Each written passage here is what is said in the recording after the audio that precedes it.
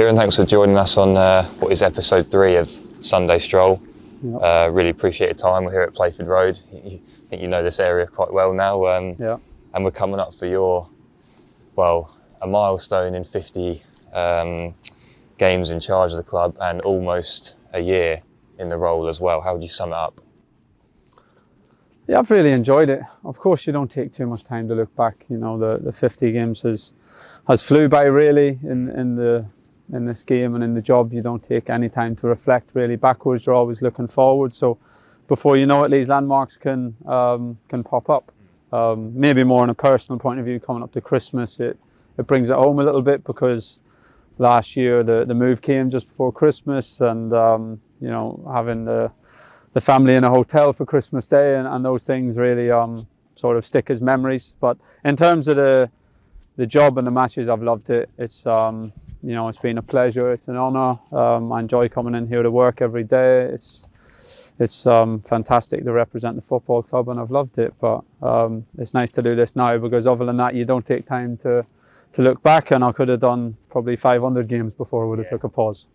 Well, we've probably started with quite a broad question in terms of summing it up, but you've just mentioned there what it was like first arriving, you know, Christmas in the hotel with your family. Let's look back at the very first day. So perhaps not the first day that you were in the role, but you came to meet Mark and other people at the club. What were your first impressions of Ipswich and the football club? Yeah, we come down on the Friday before the Sunderland game. We'd met Mark before that, and obviously things had been agreed. But once it was confirmed, we come down the day before Sunderland. Long drive down from Manchester, so I'd done that drive a few more times than I would have wished to. Second half of last season, so I remember doing that for the first time, and you get on the A14, you're like, oh, it's another 2.5 hours to go. So it was a long way, and I remember getting down, went to the stadium first. I think it's not easy to get in, figuring out the one-way system and the roundabouts. Managed to find my way in, and just a great welcome from everybody, you know, from the ladies on reception, and then going around the offices and meeting everyone in the stadium, and of course Mark and the board were here to meet me as well, and it was just so exciting. Of course, you're doing your photographs and your press and those things as well. So it was new, it was exciting. I hadn't seen the stadium in a lot of years. Last time I was there, I was a young player at Tottenham, scored, which I didn't even actually fully remember the goal, but somebody filled me in after, and hadn't seen the stadium since. It was great to see the stadium. The history is it just you know, it surrounds the stadium and the Sir Bobby stand and the monuments, and it was great to be down. And we came to the training ground at the end of that day. That was important. Once we'd done the press and all the things we needed to do, myself and Martin Pert come to the training ground, and then it was into business really. You know, I was looking around the training ground. Okay, like that, don't like that, want to move that. Probably put a long list of requests in on the first day. Probably club were questioning what they'd gotten themselves in for at that point. But it was really important to get the physical environment right. We had the weekend because the game was on the Saturday, and I knew that, you know, by the Monday morning I wanted some things to be different physically in the building, the flow of the building and the environment as well. So we spent the weekend running around the training ground, you know, planning where we wanted certain offices, how we wanted the mornings to work, how the players would transition from coming into the gym, when we would interact with them. I think we changed the training. No, we wanted to change the training pitches straight away in terms of where we were training again for the flow, which we did actually. We moved to different pitches so that the flow would be better, and it was all just about getting things ready for that Monday morning. Of course, we had the Sunderland game on the Saturday, which was brilliant to be there. Great reception, not just for myself but for the players. You know, it was a packed stadium. They had the flags. It was a great atmosphere and a good game. So it was a real buzz, and it was just about getting all the things ready so that Monday morning we could have that impact that we wanted to have. Did that Sunderland game still serve as not a surprise but a moment of realisation that this is what you're in for now? Yeah, I think the atmosphere and the passion of the supporters that day was, you had to be there really. I think it was probably an emotional day in a lot of different aspects. Of course, it was pack out Portman Rd, there was big numbers, it was a division rival. there was a new manager coming in, so probably that excitement and adrenaline around the town, around the players as well.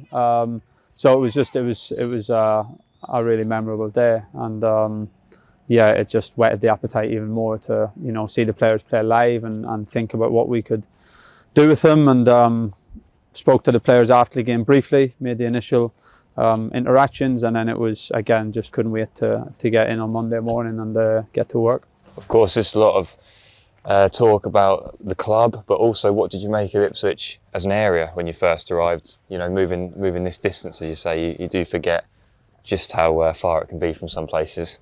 Yeah, we've really liked it. Both the town and the county really.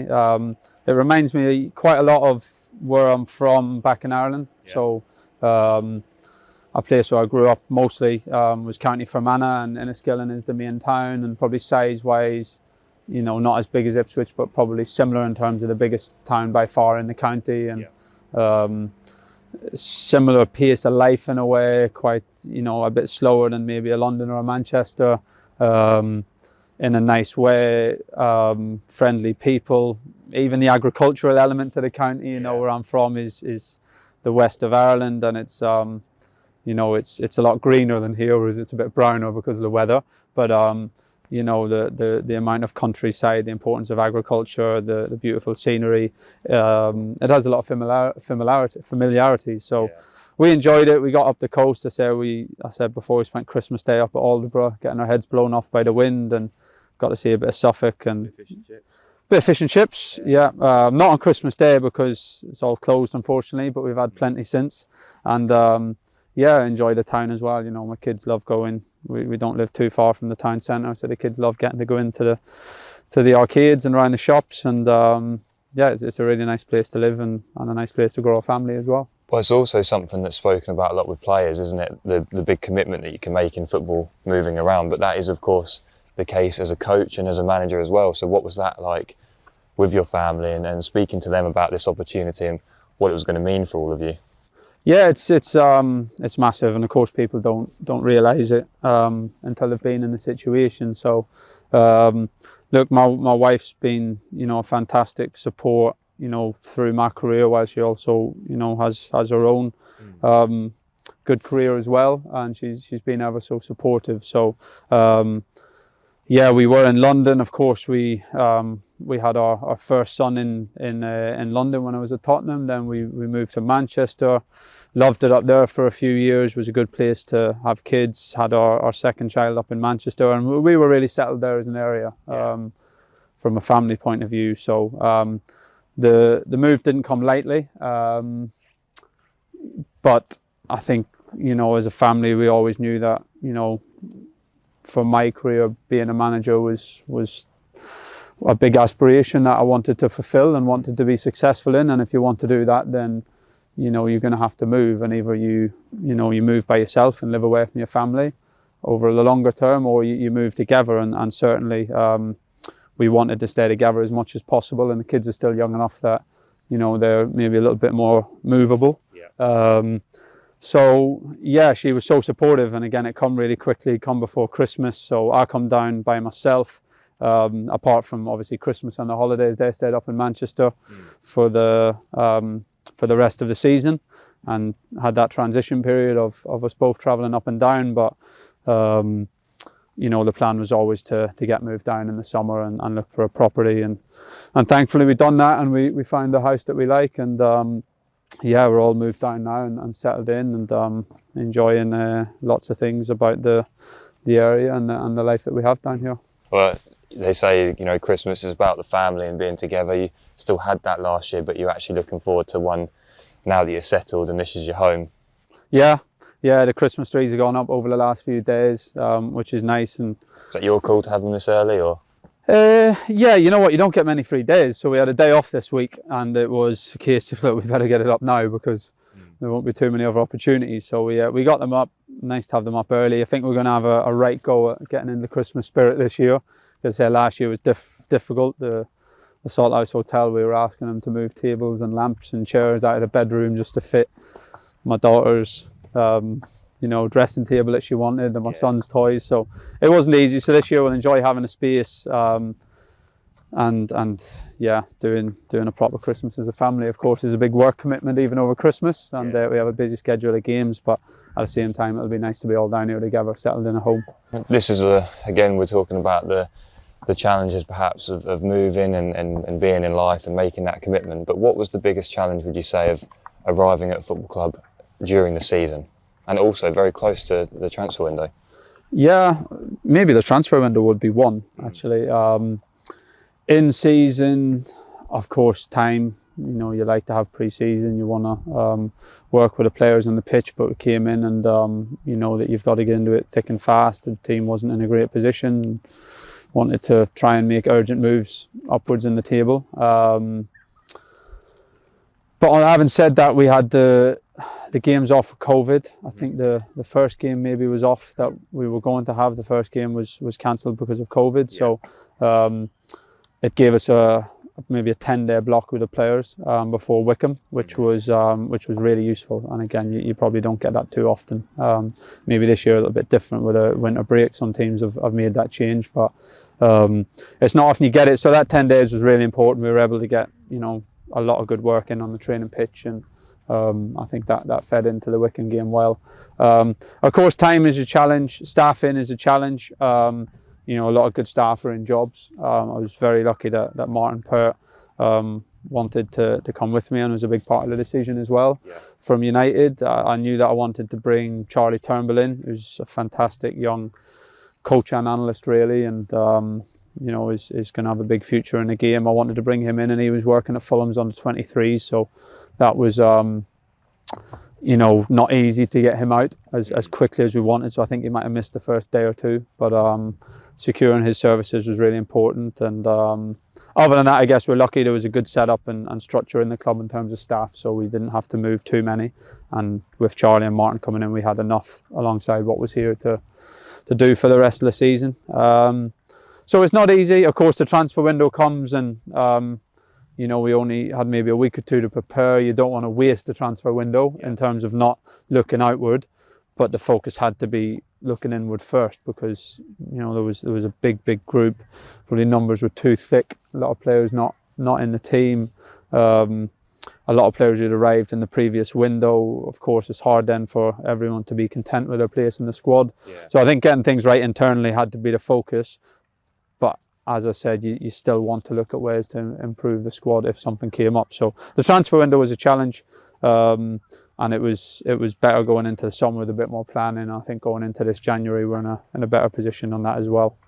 That's a particular time of year that you really like as well, isn't it? The pre-season and getting out on the grass. Yeah. I think look, I think my best time in the job is on the grass. I enjoy it. It's what I think one of my strengths is working with the players and trying to improve people and improve the team and put on good and enjoyable work. So it's nice being out here, and pre-season is a time that we enjoy for sure. This season I felt like we had a really good pre-season, and that teed up the season well. Again, we've got a big second half of the season coming up, and then I think pre-season's always something that you look forward to. Of course, with COVID, it's been hard to travel as much as you would like. The American owners, and we're pushing them, saying we'd love to go to America sometime, and the players would. So let's see what happens in the future. We enjoy the time on the grass, and it's set us up well for the season, and we got a big second half of the season ahead. On that time on the grass as well, I mean, you look around here, there's some serious investment going into the training ground as well. How nice is that? Because it means so much to the club. They often talk about Portman Rd and the history, but this is a huge aspect of the football club, isn't it? It is, yeah. And again, the owners and Mark have been fantastic in terms of the support behind that. It was a big thing, an attraction for me coming into the job, that it wasn't just about short term and trying to pick the team up. It was, of course, that is fundamental, but it was also about the chance to build and develop the infrastructure of the club, to build the club for longer term success and hopefully more sustainable success as well. And that was a big part of the attraction of the job. And for me, infrastructure is, of course, one big part of that. I was really clear with that with the club when I came in and assessed things and had a look around, that of course, you know, we want to develop and improve the squad through, you know, trading and transfers. But my feeling was that we needed to develop in the infrastructure if we want to be successful. Both in the short term, it'll help us, but in the long term, it will hopefully set the club up for if and when we can climb towards the levels where we want to be, that things are in place and we're operating at closer to elite levels, so that when hopefully we get there, we're ready. And you know, I was really clear on that, and the club have been fantastically supportive, and a lot of the stuff is still ongoing. We've made improvements around the training ground and things that will help us and help the academy as well, and the ladies team in the next few years, but also help for years beyond that. So yeah, I think the ongoing investment is really important. It shows where the owners are at in terms of how they see their investments in the football club, and it helps us now, and I think it'll help the club in the future. Part of infrastructure as well is staffing. You've mentioned people like Martin Pert, Charlie Turnbull, Rennie Gilmartin, Lee Grant, of course, the coaches, and they're somewhat fan-facing. But who are some of the people, Kieran, at the training ground? You know everyone really well. You see them day to day. Who are some of the people at the training ground and also at the football club that make this operation tick? You know what? It's hard. I'll mention some names, but it's hard to mention names without, you know, leaving names out. There's the team around the team and the coaching staff, of course, James and Lee, and the kit guys, the medical team. Matt Bayard has been here so long. There's your wonderful selves and the media team. There's all the different departments that do great work, and I think everyone can see the work that's going on at the club in the different areas. And then there's the people in and around the club that, you know, day to day just make it a good place to be. You know, you come in the morning and Sally's the first face who the players meet, and she's, I think, recently had her 20th or 25th year at the club, because I know last year we did a little presentation, and, you know, a welcoming face who from the area and cares about the club. I get fantastic help from Claire every day, who again has been at the club for years and years. You go into the canteen and, you know, Shelley is such a bubbly, and Michelle, you know, again, you could mention other names, but it's such friendly, warm people who are working really hard to make it a good place for the players to come and work. Lee is, you know, Lee does so many jobs at the club, but he's, you know, going around helping the players build their Christmas presents for the kids. He helped me last year build Christmas presents for my kids, and how do you put a value on that? Someone who's going around players' houses to help their families to make their building the Christmas a little bit easier, so that they can concentrate on what's on the pitch, even when it's not, you know, part of maybe his official job title. So it's that type of club. You know, there's so many people here that make it, I say, a great place to come and a great place to work and a great place to play. And we're so grateful to all of them, really. Too many names, as you say, but was the size of the operation an eye-opener to you, or were you quite familiar with that at United? Did you see that aspect of things? Yeah, no, not the size, because the size, obviously, when you've been at Man United, there's not much that compares in terms of size. So not the size.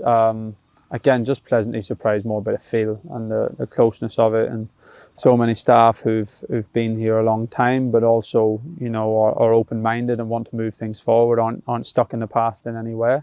And so many new staff coming in over the last, probably especially over the last couple of years, who the club are investing in the staff and in different areas for people who want to get on board, because they want to be part of a progressive club that's going in the right direction. So no, I think the size is obviously tighter than what I'm used to, but that brings with it a really fantastic close feeling where, you know, everyone knows each other well, and people generally look after each other, and everyone wants to contribute towards helping the club. This is part of the milestone as well of the 50th game against Fleetwood. Again, this is probably quite a broad question and tough one to answer, but what moments stand out? Yeah, the first one definitely. Wickham game, of course, was a special night. No matter whatever experience you have as a coach, it was still a little bit different and a big night. And of course, so pleased that one went well.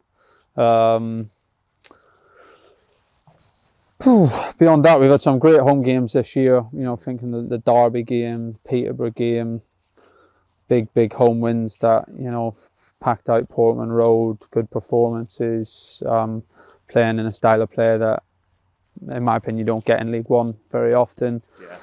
Last year, Plymouth game probably was a big highlight at home. Again, maybe similar to some of the ones I just mentioned. Full stadium, pitch in beautiful condition.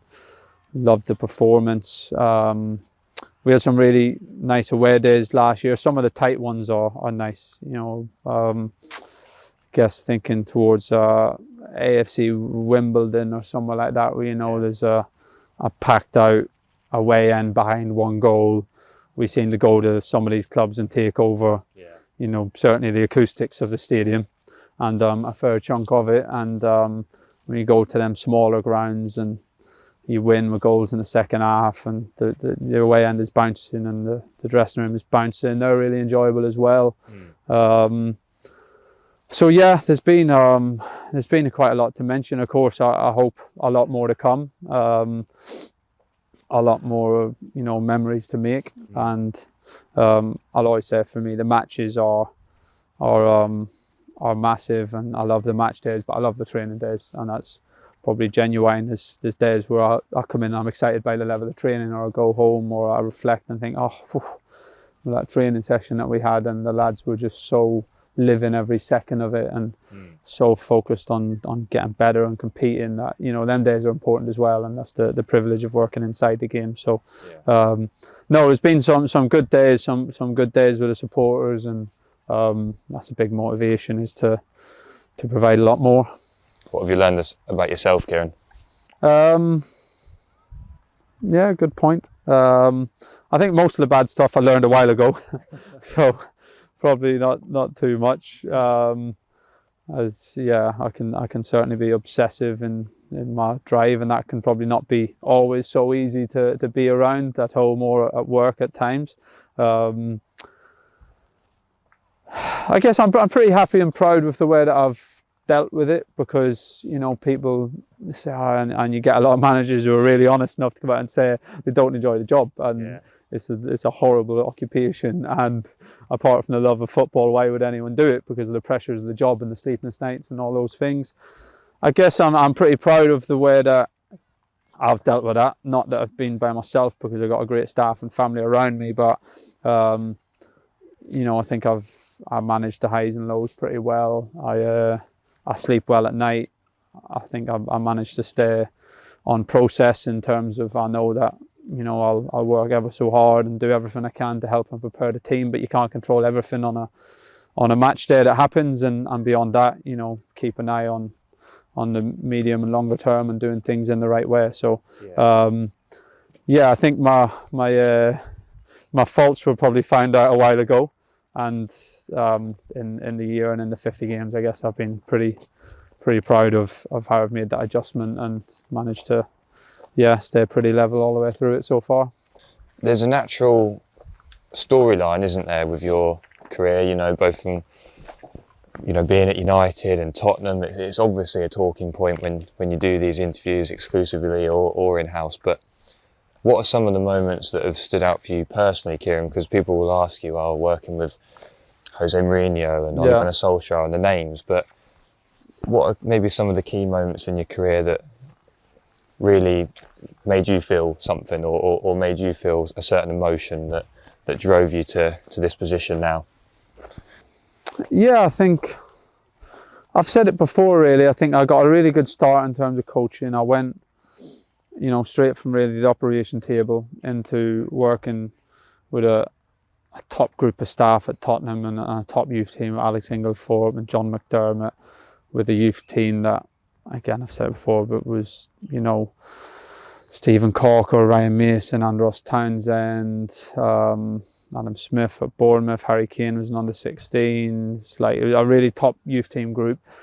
And I went into that straight away as just helping out, really, and learning, but, took to it straight away. And I remember the first tour we went on was a couple of months into my involvement, and we went to Europe and we played in one of the top youth team tournaments that you get a privilege to go to when you're working in that sort of arena. And we beat Barcelona in the semi-final, Sporting Lisbon in the final, I was hooked from there. You know, the whole process. The trip was so professional. The coaching environment, the work with the players, a hungry group of young players, you know, that were desperate to improve, and that was my first experience as a coach within a couple of months, and I was like, yeah, this is a bit of me. So that, you know, probably set me on the train those few months. Of course, you build your experiences and get your education and go and develop. Good memories going back in as youth team, you know, manager at Tottenham, and again, really good youth team with, I think you remember the players a lot. Ari Winks and Kyle Walker-Peters, Cameron Carter-Vickers played in the World Cup the other night for USA. You know, players in the youth team that you take, and that, you know, you look back and think of trips that you had with them and games that you had with them and relationships you had with them and the thought that you might have helped them along the way somewhere. You know, that's the things that are special in the job to me. Certainly from the development side of it, again, and at United, seeing things working with, you know, really good youth team with players who've gone on to do really well in the game, and it's, you know, the fondness of the relationships and the work that you've had with them along the way. Of course, going in with the first team side of things, look, we had some brilliant results to be part of, you know, and with Jose in the first few months, even though it wasn't always going his way, but we went to Juventus and won with an 88th minute winner away to Juventus. With Ollie in the first few months and on the staff there, you know, beat Tottenham at Wembley in the first few weeks, beat Chelsea away with Sarri, who is a role model for me as a coach, Pochettino with Tottenham, coming up against Emery with Arsenal, knocked him out of the FA Cup, again, inspiration for me as a coach, and all of a sudden you're preparing teams to work against these guys. PSG away, of course, Man City quite a few times, Pep Guardiola, one of the best coaches in the history of the game. So many great and beautiful results to be part of and to have contributed to, that of course would be good memories for the memory bank. But probably, again, to be honest, for me, it's relationships and people. Probably it's the people that you've worked with, the things that you've shared along the way, the jokes in the office, the good times and the bad times, and how you've lived it with the people that you work with, that sort of sometimes stick in your head more than, you know, whether you win or lose the game. Kieran, something that's been in this interview as we're flipping between the personal side, the football side of things, another personal question for you, and perhaps one that the supporters might like to know about, is you and the area. You've spoken about how you and your family have taken to the area, but what's something that the supporters might not know? Where do you like maybe getting out to when you do have a free day? Never get any peace. Yeah, I got to be careful what I give away, really, because if we lose a game, they'll all be queuing up there the next day to come and hammer me over my coffee. No, look, we live not a million miles away from Christchurch Park, which is stunning, really. You know, you come to Ipswich and don't know anything about the area, and went there on one of my first days, and I was like, wow, to be so close to the town. I rang, I don't think my missus was with me, I rang and I said, oh, we have to go to this park. It's almost like Central Park in New York, where you've got, you know, a huge park that feels rural, almost right in the middle of the town. So I enjoy going around there. As I've said before, we got a dog since we've been down here for the first time, so I enjoy a good walk around there. There's a few nice pubs. Again, it's probably something that reminds me of where I'm back home. Lots of nice country pubs for a Sunday roast or a walk and a bit of dinner. So quite a few of them sort of on the outskirts of Ipswich that I like. And yeah, we like to go up the coast whenever we can. You know, we've done Aldeburgh, Southwold, sort of into Norfolk Broads in the summer, another weekend around there. Still going to Ipswich a fair bit for cinema, and I say my kids love the arcade, so I can be found in there on the air hockey on any given Sunday. So yeah, it's a nice area. It feels like you know, a lot of things close to home, and we're happy here. Has it surprised you a little bit just how well that relationship has taken between you and the supporters? Not necessarily directly, but just the general feeling and the vibe. People can sometimes say about Suffolk that it's almost in its own little bubble. Yeah, the supporters have been great with me, I have to say.